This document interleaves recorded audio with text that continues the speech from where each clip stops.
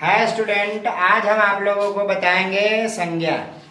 संज्ञा क्या होता है, संज्ञा को किस प्रकार से पहचानेंगे, संज्ञा के कितने भेद होते हैं। ठीक, तो आइए देखते हैं कि संज्ञा का मतलब यह होता है कि जितनी वस्तु है, जिस वस्तु को हम छू सकते हैं, जिसका हम अनुभव कर सकते हैं, उसे संज्ञा कहेंगे।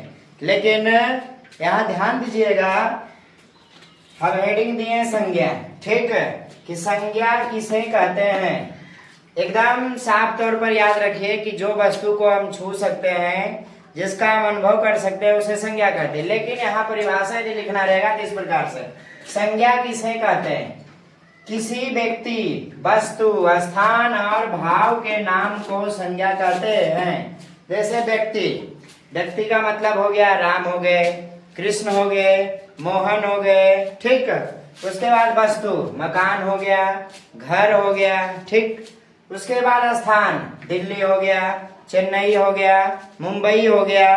और भाव का मतलब हुआ बुढ़ापा, जिसका हम अनुभव कर सकते हैं। बुढ़ापा, जवानी, बचपना, लड़कपन।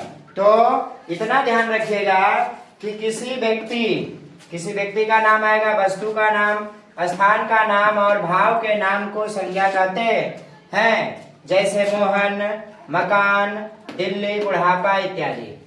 ठीक, अब पूछेगा कि संज्ञा के कितने भेद होते हैं, तो संज्ञा के 5 भेद होते हैं। देखिए, प्राचीन के अनुसार भी बांटा जाता है, आधुनिक के अनुसार, लेकिन हम वो नहीं लिखे हैं, बस यहाँ जो भी प्रचलित है वो लिखे हैं। संज्ञा के कितने भेद होते हैं लिखे, तो संज्ञा के मुख्यतः 5 भेद होते हैं। ठीक, संज्ञा के 5 भेद होते हैं। कौन कौन, ये बता रहे हैं आपको। पहला है जातिवाचक संज्ञा, इसको अंग्रेजी में बोलेंगे कॉमन नाउन। तो जातिवाचक संज्ञा में संपूर्ण जाति का बोध होगा। ठीक है, उसके बाद दूसरा है व्यक्तिवाचक संज्ञा, प्रॉपर नाउन। ठीक है, इसमें खास व्यक्ति का बोध होगा। उसके बाद तीसरा है भाववाचक संज्ञा, एब्स्ट्रैक्ट नाउन, तो इसमें भाव का बोध होगा। ठीक, जैसे बुढ़ापा, लड़कपन, ये सब जिसका हम अनुभव कर सकते हैं। ठीक, चौथा समूहवाचक संज्ञा, कलेक्टिव नाउन, इसमें समूह या झुंड या गुच्छा का बोध होगा। ठीक, जैसे मान लिया जाए कोई सेना है। ठीक, तो सेना में बहुत सारे लोग रहते हैं, आर्मी रहते हैं, फौज रहते हैं, तो उसको क्या बोलेंगे, समूहवाचक संज्ञा। और इसके बाद हम परिभाषा लिख करके सब बारी बारी से बताएंगे, अभी हम सिर्फ बता रहे हैं, समझा रहे हैं। उसके बाद द्रव्यवाचक संज्ञा, द्रव्यवाचक संज्ञा में जितना भी धातु रहेगा, अधातु रहेगा, द्रव रहेगा, जिसको नाप सकते हैं, तौल सकते हैं, उसे क्या कहेंगे, द्रव्यवाचक संज्ञा, मटेरियल नाउन। और समूहवाचक को कलेक्टिव नाउन। अब देखिए, द्रव्यवाचक संज्ञा में सोना आएगा, चांदी, घी, दूध, दही, पानी, धातु, अधातु जितने भी रहेंगे सभी आएंगे। तो ये हो गए संज्ञा के 5 भेद, जातिवाचक संज्ञा, व्यक्तिवाचक संज्ञा, भाववाचक संज्ञा, समूहवाचक संज्ञा और द्रव्यवाचक संज्ञा। अब देखिए, हम बारी बारी से बताते हैं कि जातिवाचक संज्ञा किसे कहते हैं।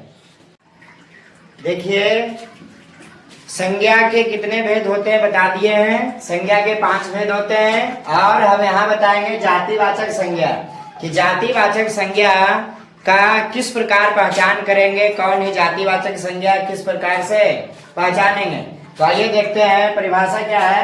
जातिवाचक संज्ञा किसे कहते हैं, जिस शब्द से किसी प्राणी या वस्तु की संपूर्ण जाति का बोध होता हो, उसे जातिवाचक संज्ञा कहते हैं। किसी प्राणी का, संपूर्ण जाति का प्राणी कहने का मतलब, जैसे मान लिया जाए मनुष्य, तो मनुष्य कहेंगे तो पूरा मनुष्य जाति का बोध हो जाएगा। ठीक, यदि हम घोड़ा कहेंगे तो पूरा घोड़ा जाति का बोध होगा। यदि हम गाय बोलेंगे तो गाय, संपूर्ण गाय का बोध होगा, या तो काली रहे, चितकबरी रहे, लाल रहे। ठीक, उसके बाद वस्तु, संपूर्ण वस्तु का बोध हो, जैसे मान लिया जाए, समझिए, जैसे वृक्ष हो गया।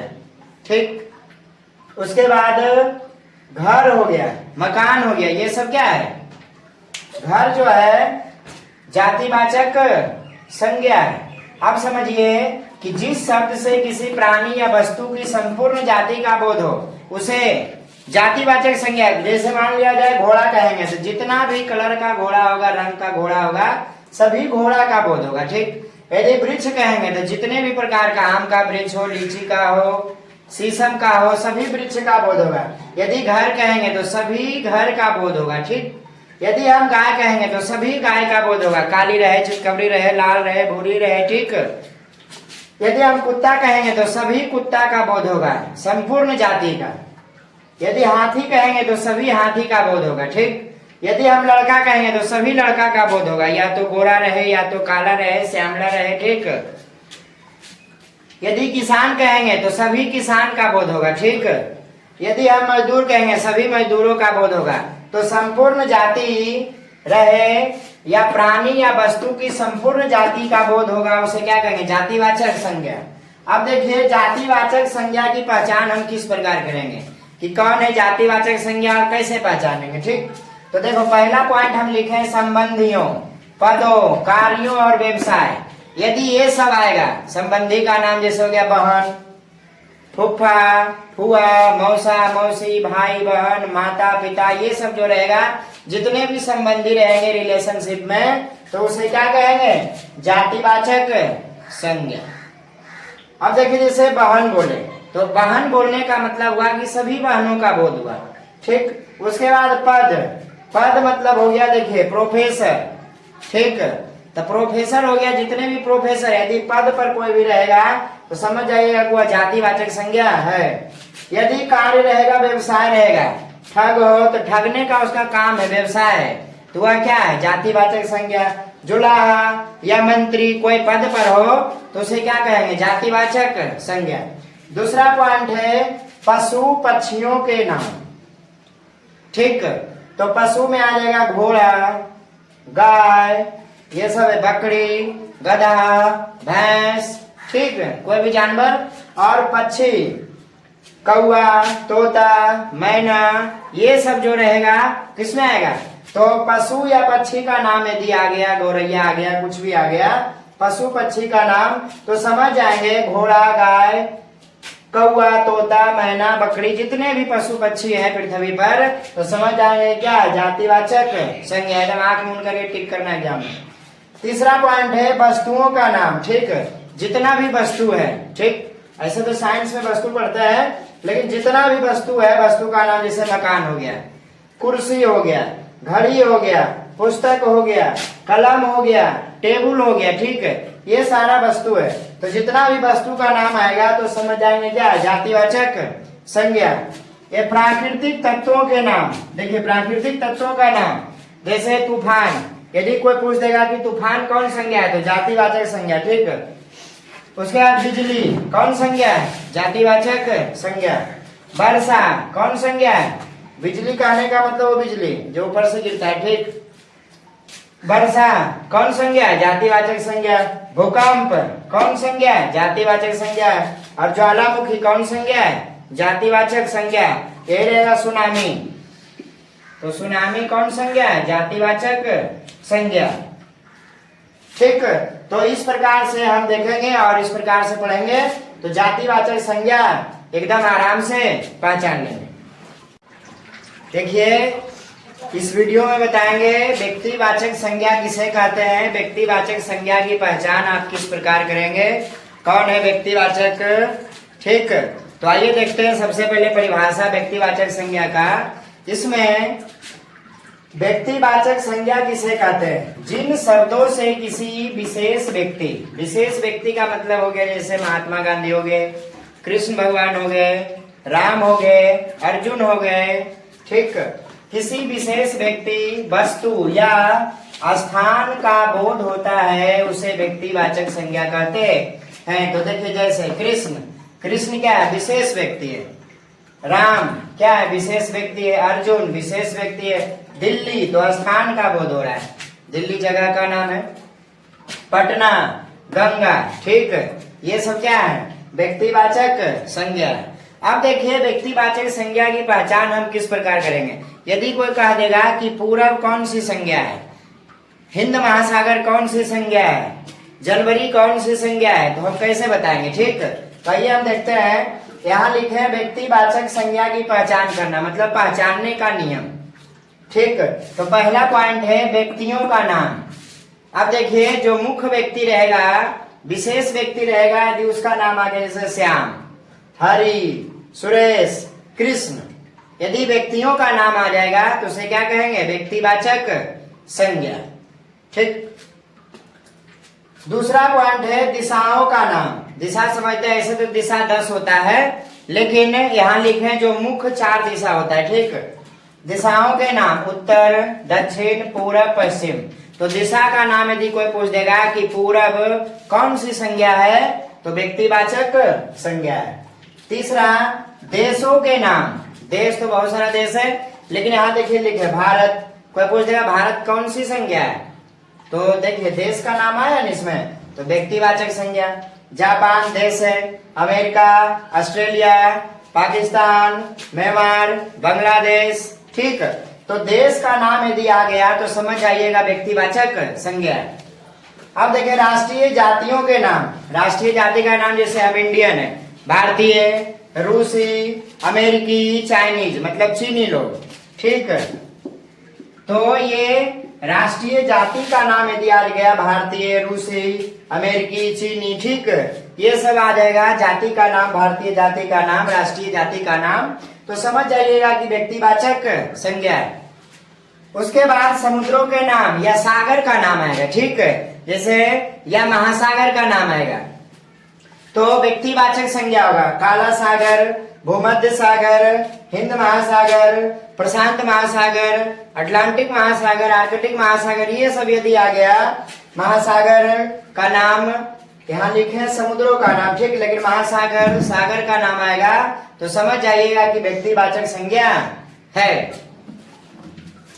देखिए व्यक्तिवाचक संज्ञा में यदि छठा नंबर है नदियों का नाम। यदि कोई भी नदी का नाम आ जाएगा समझ जाइएगा व्यक्तिवाचक संज्ञा। जैसे गंगा, ब्रह्मपुत्र, कृष्णा, कावेरी, सिंधु, महानदी, गोदावरी, जितने भी नदी है वो किसमें आएंगे?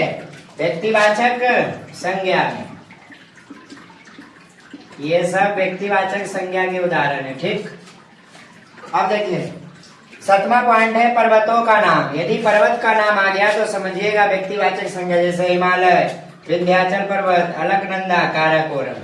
ठीक, 8वां नंबर है यदि नगर का नाम, नगरों का नाम, चौकों का नाम या सड़कों का नाम आ जाए। जैसे नगर हो गया वाराणसी, गया, चौक का नाम हो गया चांदनी चौक, सड़क का नाम हो गया हरिशन रोड, अशोक मार्ग। ठीक, यदि नगर का नाम आ जाए, चौक चौराहा का नाम आ जाए और सड़क का नाम आ जाए तो समझिएगा व्यक्तिवाचक संज्ञा है।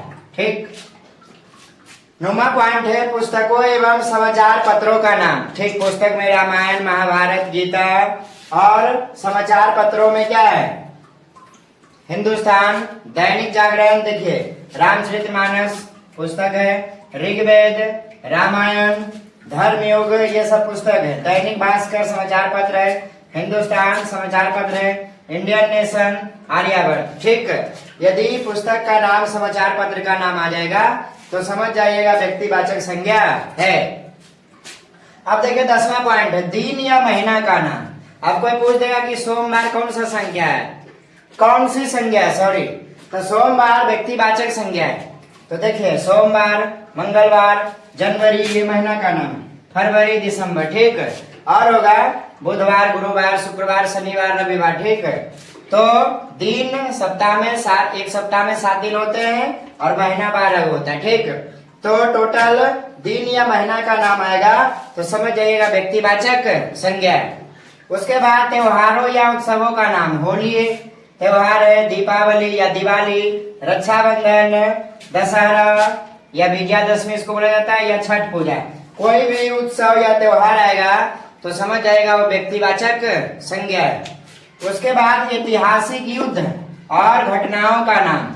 जैसे पानीपत की पहली लड़ाई, प्रथम विश्व युद्ध, द्वितीय विश्व युद्ध। ठीक, अक्टूबर क्रांति, मोपला विद्रोह। देखिए ऐतिहासिक युद्ध और घटनाओं का नाम, पानीपत की पहली लड़ाई, सिपाही विद्रोह, अक्टूबर क्रांति, मोपला विद्रोह, जालियांवाला बाग हत्याकांड और बहुत सारे ऐसे हैं तो इतने सब चीजें दिया जाएगा, पर्वत के नाम, नदी के नाम, नगर का नाम, चौराहा का नाम, ठीक।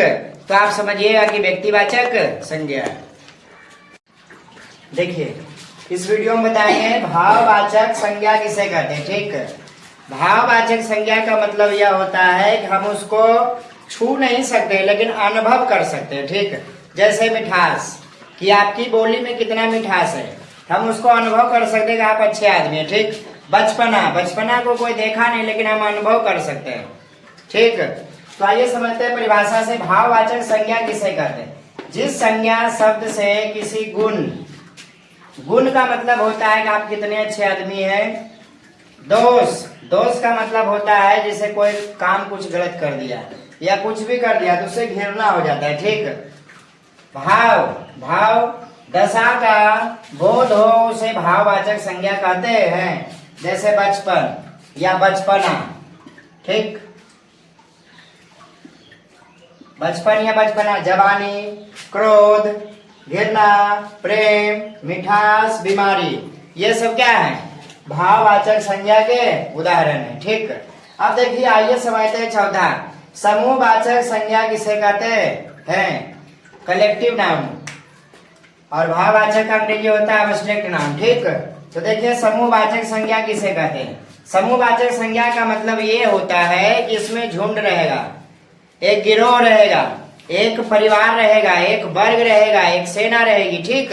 तो समूहवाचक संज्ञा किसे कहते हैं, जिस संज्ञा से वस्तु अथवा व्यक्ति के समूह का बोध हो। यदि वस्तु है, जैसे मान लीजिए वस्तु देखिए क्या है, गुच्छा, ठीक। तो गुच्छा में बहुत सारा रहता है, ठीक, एगो नहीं रहता है। वस्तु या व्यक्ति के समूह का बोध हो, ठीक। घौद, केला का घौद देखे होंगे, ठीक। मंडल मतलब जोन, सभा, सभा में बहुत सारे आदमी रहते हैं। दल, दल में बहुत सारे आदमी रहते हैं। भीड़, भीड़ में भी बहुत सारे आदमी रहते हैं। सेना, जुलूस, संघ, गिरोह, वर्ग, ठीक। वर्ग में जैसे एक क्लास में बहुत सारे विद्यार्थी बैठा हुआ रहता है, परिवार इत्यादि। तो ये सब क्या हो गया, समूहवाचक संज्ञा के उदाहरण, ठीक। इसमें बहुत सारे लोग रहेंगे, मतलब समूह बन करके रहेंगे, झुंड का बोध होगा, ठीक। और गुच्छा रहेगा, गिरोह रहेगा, संघ रहेगा, जुलूस रहेगा। तो आप लोग समझिएगा कि समूहवाचक संज्ञा है। देखिए द्रव्यवाचक संज्ञा का पहचान किस प्रकार से करेंगे और इसका परिभाषा क्या होता है, ठीक है। तो संज्ञा के पांचवा भेद द्रव्यवाचक संज्ञा है।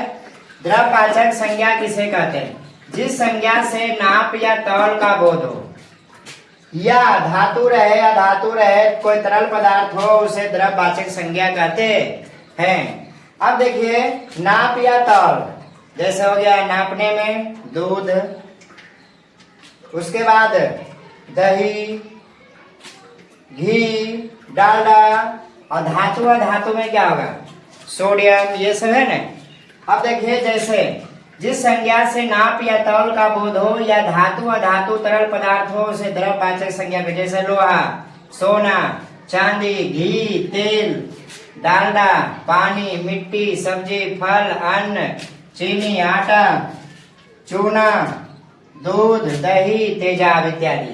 तो जिसे नाप सकते हैं, तौल सकते हैं, तरल पदार्थ हो, ठीक, या धातु अधातु हो, उसे क्या कहेंगे, द्रव्यवाचक संज्ञा। यदि वीडियो अच्छा लगा तो मेरे शिव सेंटर चैनल को सब्सक्राइब जरूर करें और शिव सेंटर पेज को फॉलो करें।